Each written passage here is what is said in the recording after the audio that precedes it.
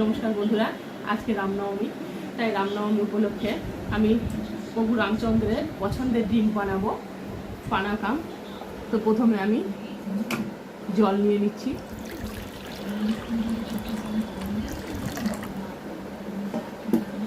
এবার এর মধ্যে আমি দিয়ে দেব গুড়,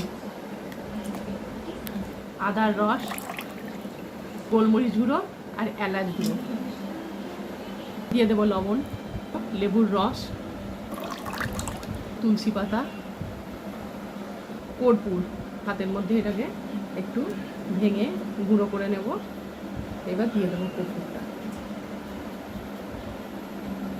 এবার সবগুলোকে ভালো করে মিশিয়ে নেব, একটা গ্লাসে ঢেলে নেব।